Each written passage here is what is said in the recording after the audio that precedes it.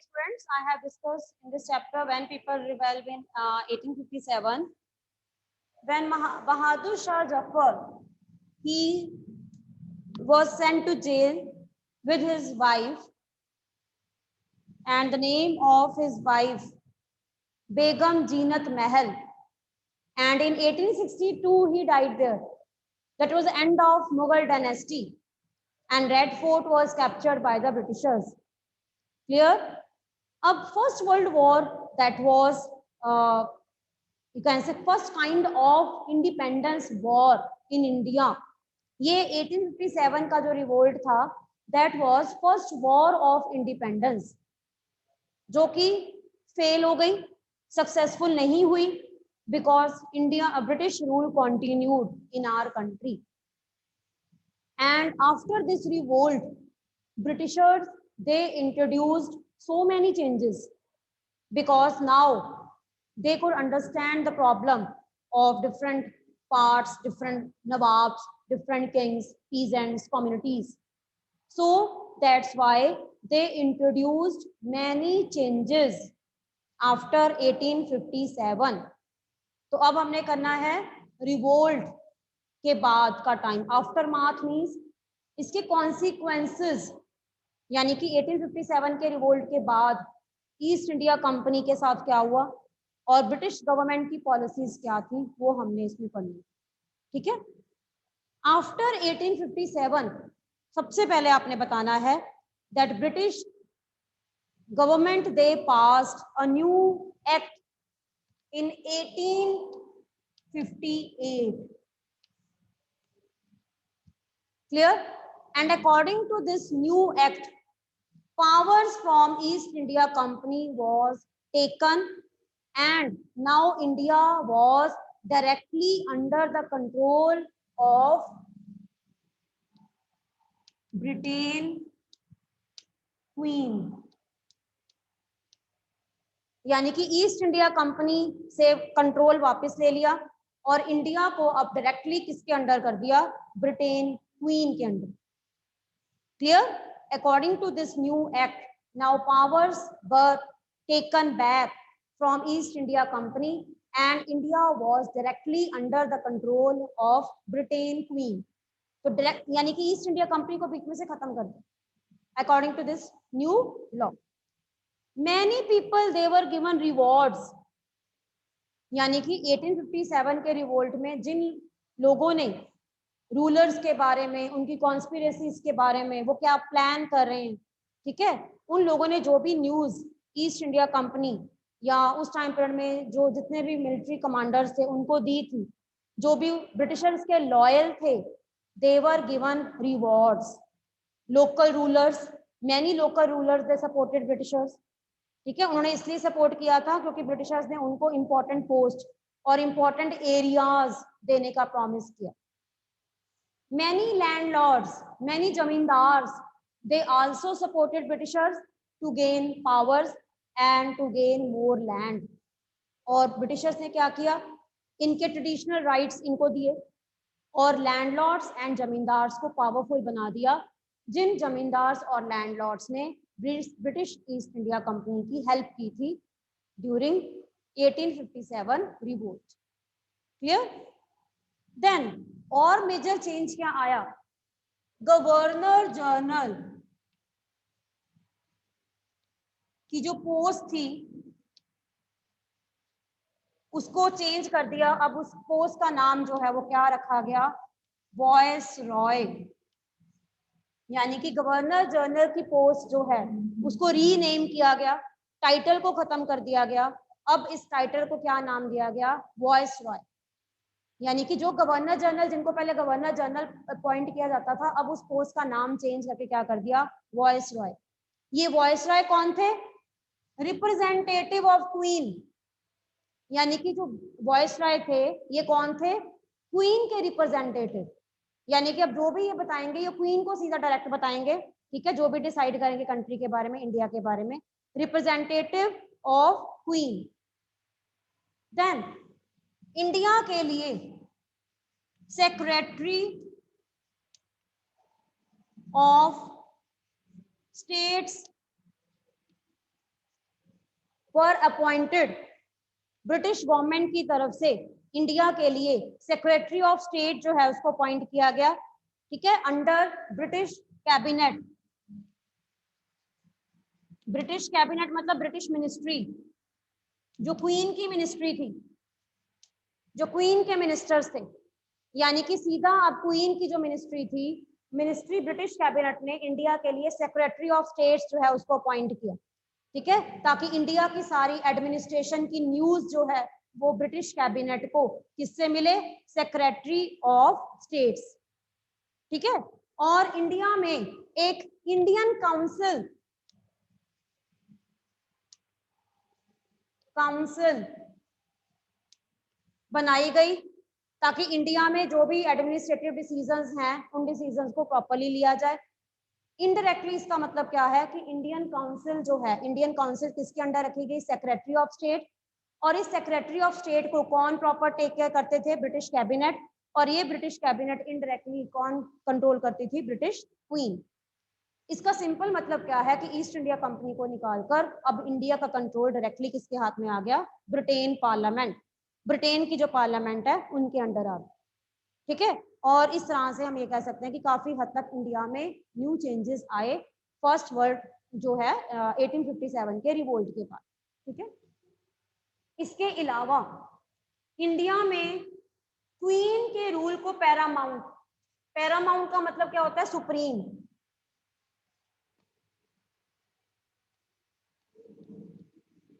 Paramount means supreme,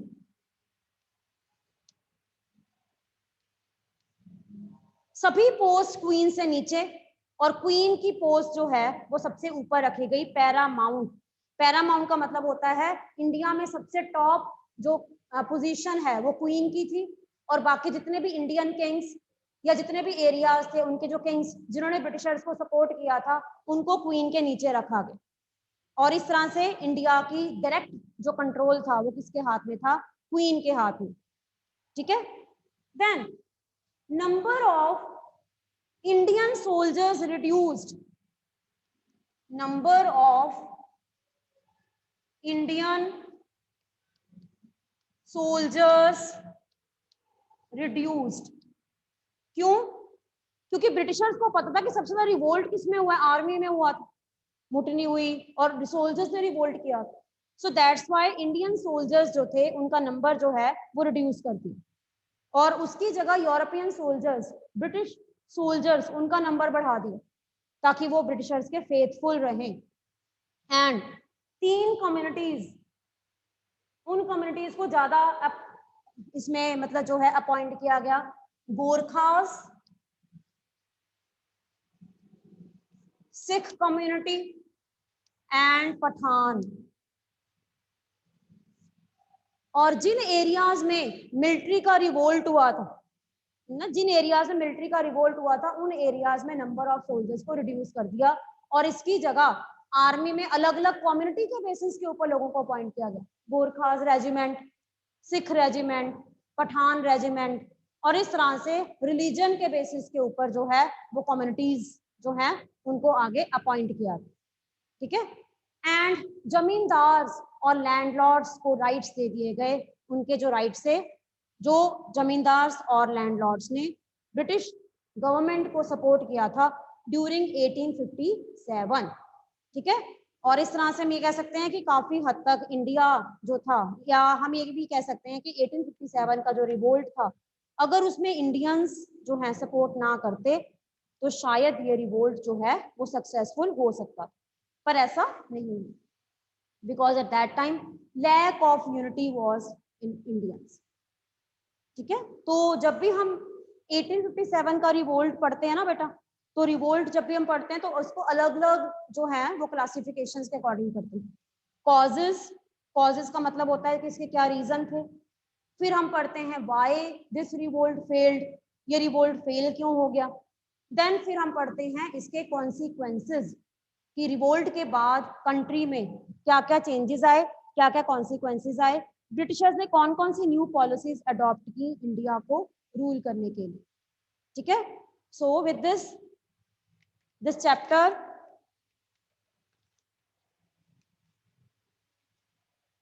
Now I will discuss with you question answers.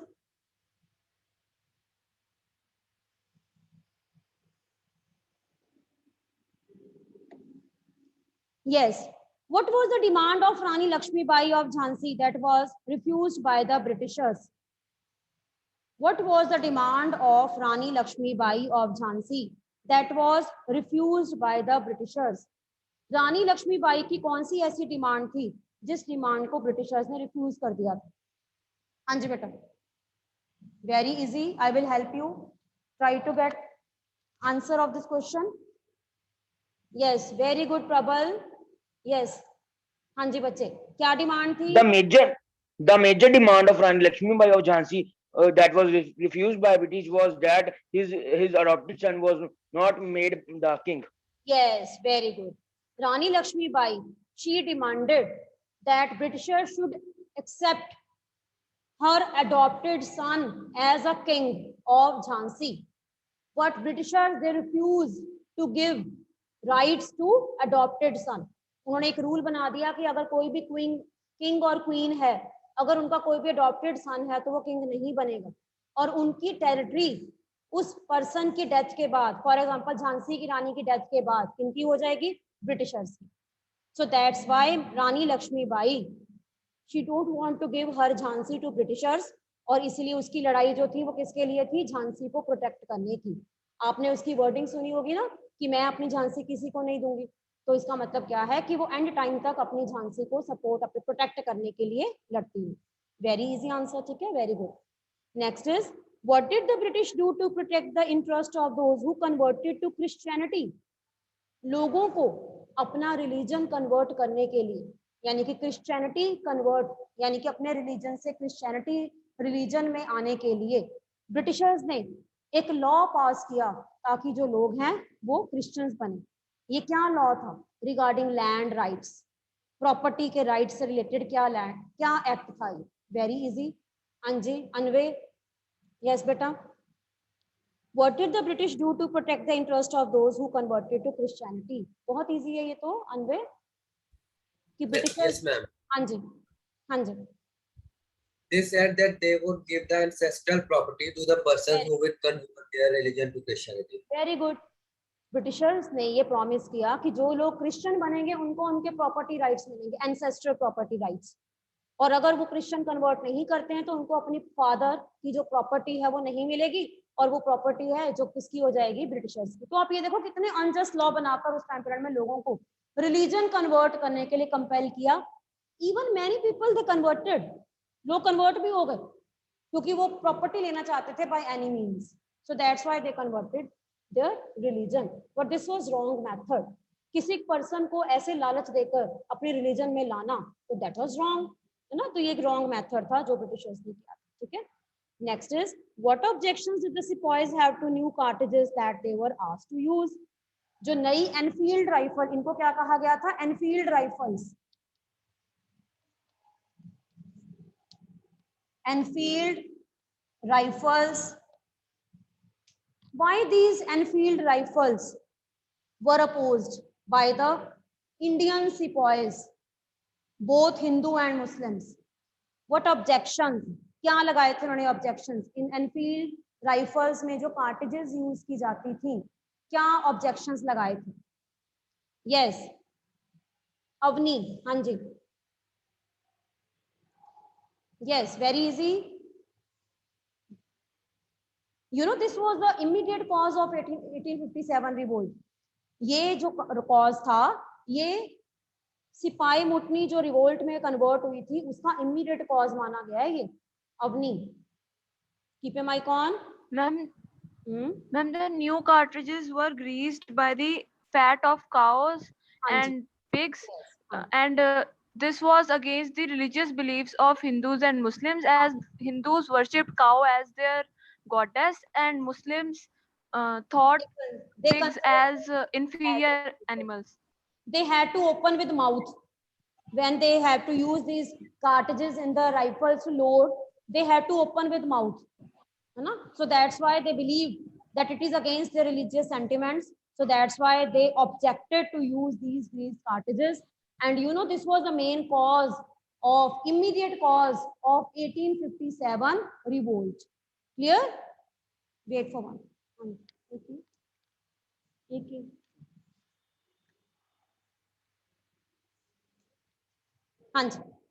Next question. How did the last Mughal emperor live the last years of his life? Did he enjoy last years of his life?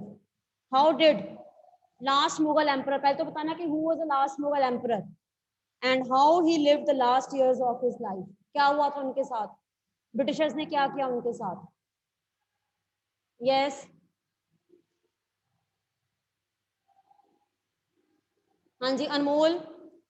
Keep your mic on, Anmol. He enjoyed last years of his life, Bahadur Shah Jafar. He enjoyed. Anmol. Hanji. Yes, ma'am. Bahadur Shah Jafar, last years of his life, how he spent? No idea? Hanji Prabal.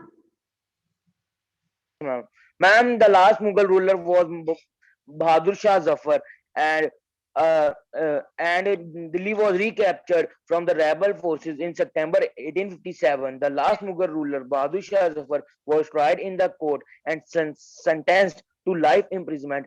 He and his wife Begum Zinat Mahal were sent to prison in Rangoon in October 1859.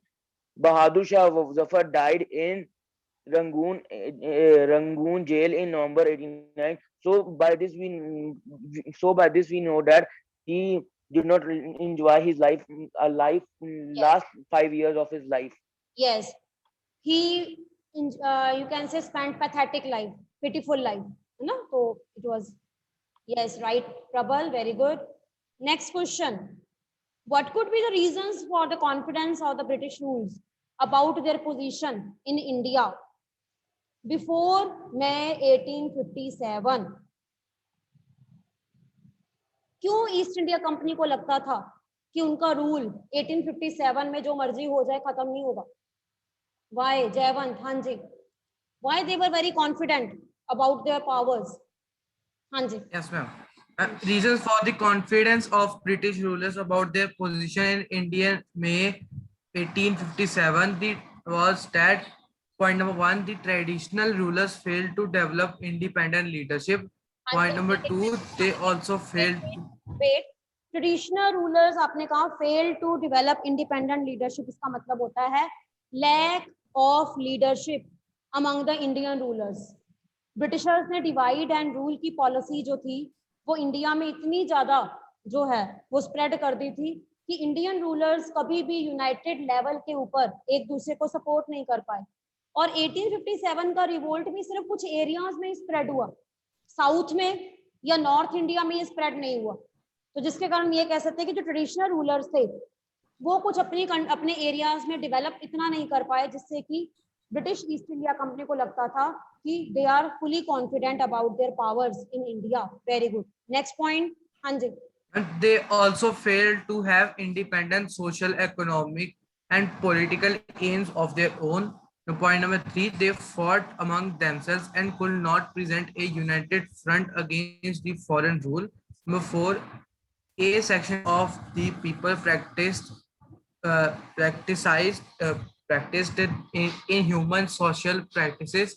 They did not rise in revolt against the Britishers. Yes, they fought themselves. वो आपस में लड़ते रहते थे. Many Indian kings they fought among themselves. उनकी आपस में लड़ाई झगड़े खत्म नहीं होते थे, है ना. और आपने बताना they could not unite against Britishers. वो ब्रिटिशर्स के अगेंस्ट यूनाइटेड लेवल पे एक ग्रुप नहीं बना पाए. And at that time in different parts of our country many people they supported Britishers. बहुत से लोग ऐसे थे जिन्होंने ब्रिटिशर्स को सपोर्ट किया. They were loyal to their British masters. वो ब्रिटिशर्स के ज्यादा लॉयल थे. उनमें feeling of patriotism, feeling of nationalism नहीं था. That was the reason why Britishers they were fully confident about their power during 1857. Very good. Next is, what impact did Bahadur Shah Jafar's support to the rebellion have the deep impact on family? बहादुर शाह जफर जो थे उनके rebel को support, जब आपको याद है कि जब मैंने बताया था कि soldiers on 10th May they reached Delhi, they met Bahadur Shah Jafar, and Bahadur Shah Jafar wrote letters to different kings and convinced them to join the revolt. And at that time the impact of this Bahadur Shah Jafar letters had a deep impact. ठीक है, लोगों को लगा, उनका confidence increase हुआ, उनको लगा कि जो है बहादुर शाह जफर के सपोर्ट करने से, ठीक है, उनका रिवोल्ट जो है वो आगे वो स्प्रेड हो सकता है. Yes, who will give the answer? Anmol. हाँ जी, yes Anmol. The British had not expected the revolt to happen, but Bahadur Shah Jafar's decision to bless the revolt changed the situation suddenly. The revolt started all sudden, but the people got motivated to fight British. The emperor also sent letters to the other rulers to organize a confederacy against the British. हाँ जी, this boosted the morale, लोगों का morale boost up हुआ. They became united. Bahadur Shah Zafar के letters लिखने से बहुत से इंडियन किंग्स को लगा कि वो उनको सपोर्ट कर रहे हैं और अगर वो सभी मिलकर लड़ेंगे तो शायद ब्रिटिश रूल को एंड कर सकते हैं. सो that's why they participated with a double spirit. And इस तरह से फिर आपने उन किंग्स के नाम, 2-3 किंग्स के नाम बताओगे आप. नाना साहब जिन्होंने अपने आप को पेशवा डिक्लेयर कर दिया था, उन्होंने रैलीज निकाली, ठीक है. Then Birjis Qadir from Lucknow, he also participated in this. Jhansi Rani, Rani Lakshmibai of Jhansi with Tatya Tope, she also participated in this. ठीक है, उनको ये लगा कि बहादुर शाह जफर अगर उनको सपोर्ट कर रहे हैं तो इससे उनका मोरल कॉन्फिडेंस बढ़ा और जिससे कि रिवोल्ट जो है वो स्प्रेड हुआ. एंड ब्रिटिशर्स ने ये नहीं सोचा था कि ये रिवोल्ट इतना स्प्रेड होगा, बट इट स्प्रेड. बट उतना नहीं हुआ जितना कि होना चाहिए था. फेल, दिस रिवोल्ट फेल्ड, है ना.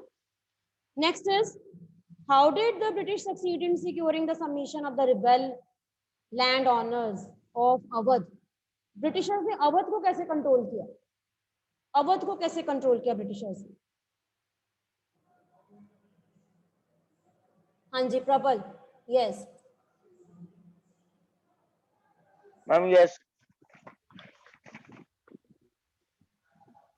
उन्होंने क्या किया? अवध मैम मैं लैंड ऑनर्स पिछले आंसर देने के लिए हैंड रेज किया था. Okay, any other student? मैं बोल दूं पिछला वाला? नहीं, ये वाला बच्चे, ये वाला.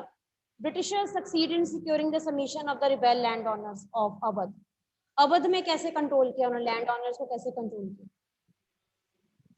कैसे अवध के लैंड ऑनर्स को अपनी तरफ किया ब्रिटिशर्स ने? अवध के लैंड ऑनर्स जो थे उनका रिबेल जो है वो कैसे उन्होंने कंट्रोल किया? Okay, I will tell you, I will help you. The land owners of Awadh, they were demanding inheritance rights, so that's why they revolted. तो ब्रिटिशर्स ने क्या किया? लैंड ऑनर्स को अपनी तरफ करने के लिए they granted them inheritance rights दे दिए. जमींदारी सन कहते हैं, टैक्स कलेक्ट करने की जमींदारी जो प्रथा थी. they were exempted from paying taxes. और कुछ लैंड ऑनर्स को जो ब्रिटिशर्स को सपोर्ट कर रहे थे, कॉन्स्पिरेसीज के बारे में बता रहे थे, they were exempted from paying taxes, उनको टैक्स देने से मना कर दिया. Some were rewarded, कईयों को रिवॉर्ड दिए गए जो कि ब्रिटिशर्स की हेल्प कर रहे थे. एंड फिर लैंड ऑनर्स को ये लगा that they would be safe, कि वो ब्रिटिशर्स के साथ जब तक हैं वो सेफ हैं और उनका राइट जो है उनसे वापस नहीं लिया जाएगा. सो that's why they, Awadh land owners जो थे उन्होंने अपना रिवोल्ट जो है वो खत्म कर दिया और इस तरह से उन्होंने ब्रिटिशर्स को सपोर्ट किया. और ब्रिटिशर्स ने इन लैंड ऑनर्स के जो इनहेरिटेंस राइट्स थे वो इनको दे दिए, इनको टैक्सेस देने से एग्जम्प्ट कर दिया और इस तरह से इनको रिवॉर्ड किया. And that's why we can say that the land owners और अवध का जो रिवोल्ट था that was suppressed easily by the Britishers. Clear? Yes. Next question is very easy, even I have discussed it today also. In what ways did the British change their policies as a result of rebellion of 1857? Immediately 1857 के बाद Britishers ने अपनी policies को कैसे change किया? क्या क्या नई पॉलिसीज अडॉप्ट की? हाँ जी, रिजल्ट क्या था? इसको हम ये भी कह सकते हैं result of the revolt, consequences of the revolt. हाँ जी, हाँ जी बच्चे. अनमोल. Point 1. The British changed a lot of policies after the revolt, such as the role of English East India Company was finished and the direct rule of British Crown started in India. Point 2. The Governor General was appointed as a Viceroy. Point 3. Rule of Mughal and Peshwa ended after 1857. The British decided to respect the religious practices of people of India. Point 5. The proportion of India soldiers was decreased and European soldiers were increased in the army. ठीक है, हाँ जी. Which kind of regiments were increased? 3 communities मैंने बताई हैं. कौन सी regiments को increase किया? Gorkha, Sikhs and Pathans. ठीक है, हाँ जी. और all the ruling chiefs were assured that their land would never be annexed but have to acknowledge British Queen as paramount. and which post was renamed? Governor general की post को क्या किया? Rename करके क्या रखा गया? It was renamed as viceroy. Governor general की post जो थी उसको रीनेम किया गया एज अ वॉइसरॉय. ठीक है बच्चे? ठीक है? Yes, ma'am. हाँ जी प्रबल. Yes, ma'am. प्रबल, what happened? आपका हैंड रेज है बेटा. Ma'am, I want to give this answer. Okay, 8th answer you want to give? Ma'am, yes. Okay, हाँ जी, give. The British had regained control of the country by the end of 1859. They introduced many changes after the regaining. Number one, the British Parliament passed a new act in 1858 and transferred the powers of East India Company. And the powers of East India Company is taken. Number two, now India is under the control of Britain Queen. Number three, the Governor General of India was given the title of Viceroy. Number four, a member of the British Cabinet was appointed as the Secretary of State for India and made responsible for all the matters, and he was given a council to advise him called the Indian Council. Very good. The British Queen was made paramount. Number six, number of Indian soldiers in the army would be reduced and number of European soldiers would be increased. More soldiers would be among from the different religions like Gorkhas, Sikhs and Pathans. Number seven, the land and the property of Muslims was confiscated on the large scale. They were treated with the why the land of Muslims were taken? Because Britishers ने कहा कि Muslim community ने ज्यादा participate किया तो उनको torture करने के लिए कई मुस्लिम्स की लैंड को ले लिया गया. ब्रिटिशर्स ने ये कहा कि मुस्लिम पार्टिसिपेशन जो थी वो इसमें ज्यादा थी क्योंकि मुस्लिम नवाब ज्यादा थे ना, तो इसलिए उन्होंने क्या किया, sum property from the Muslim was taken by the Britishers. हाँ जी आगे.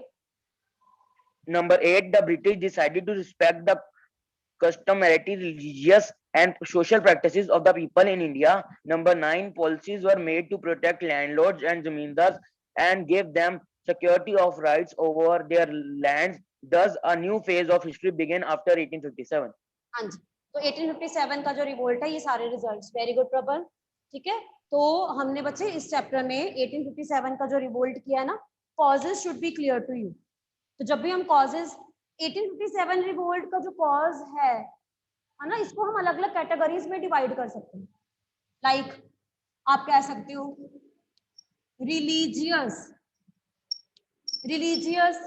सोशल कॉज, फिर हम कह सकते हैं पॉलिटिकल कॉज था, है ना. फिर हम ये भी कह सकते हैं कि इकोनॉमिक कॉजेस भी थे, बहुत से फैक्टर थे. Then military causes. ठीक है, मिलिट्री कॉजेस भी हम कह सकते हैं. देन उसके बाद इमीडिएट कॉज.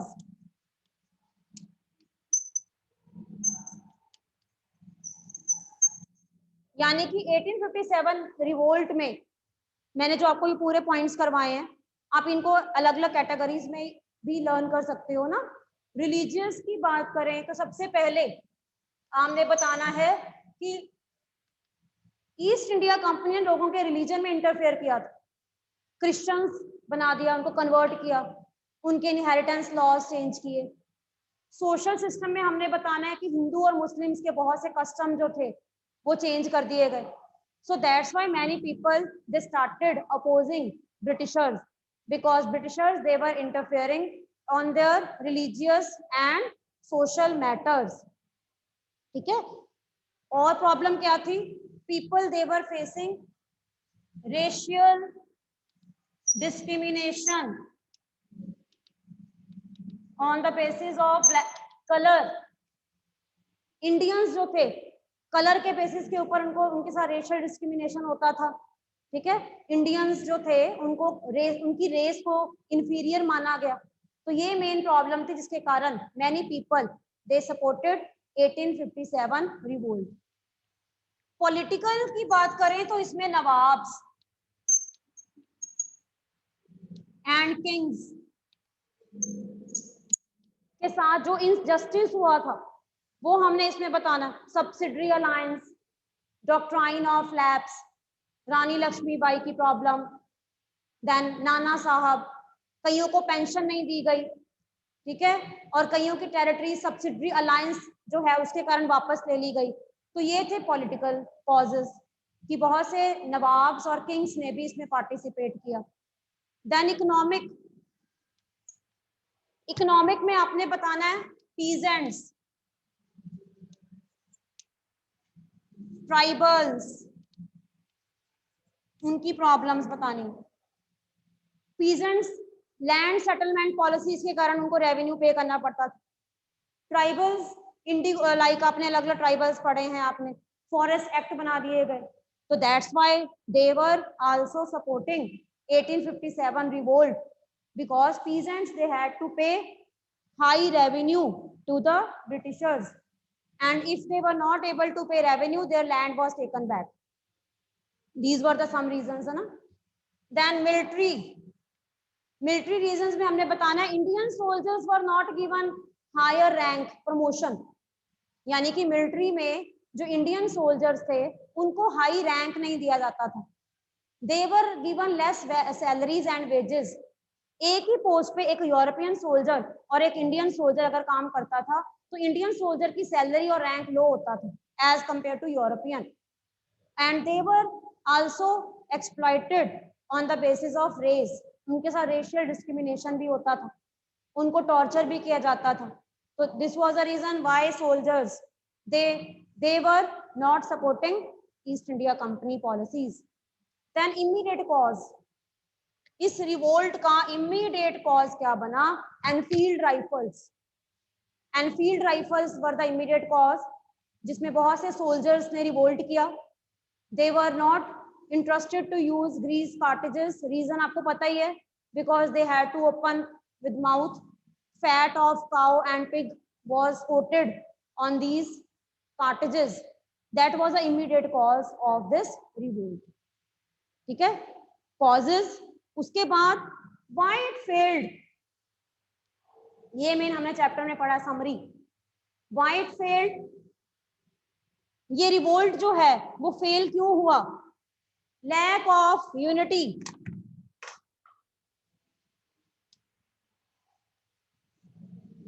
अमंग इंडियंस में लैक ऑफ यूनिटी ना होने के कारण ये रिवोल्ट ऑल इंडिया लेवल पे स्प्रेड नहीं हो पाए. ठीक है, देन बंगाल, मद्रास एंड बॉम्बे, इन 3 सिटीज से रिवोल्ट की कोई खास न्यूज नहीं आई. यानी कि यहाँ पे रिवोल्ट की पार्टिसिपेशन, लोगों की पार्टिसिपेशन बहुत कम थी. ठीक है, तो ये रिवोल्ट इन एरियाज में इतना स्प्रेड नहीं हो पाया. रीजन क्या था? क्योंकि इन एरियाज में जो लीडर्स या फिर ब्रिटिश जो गवर्नमेंट थी, ठीक है, उन्होंने इस रिवोल्ट को इजीली यहाँ पे सप्रेस कर लिया. तो यहाँ पे न्यूज जो है रिवोल्ट की न्यूज इतनी नहीं है. Then no uniform policy plan. Revolt को स्प्रेड करने की प्रॉपर स्ट्रैटेजी नहीं थी. यूनिफॉर्म मतलब डालने वाली यूनिफॉर्म नहीं, यूनिफॉर्म का मतलब होता है एक पॉलिसी, एक प्लान जिसके अंडर पूरा रिवोल्ट कैरी किया जाए.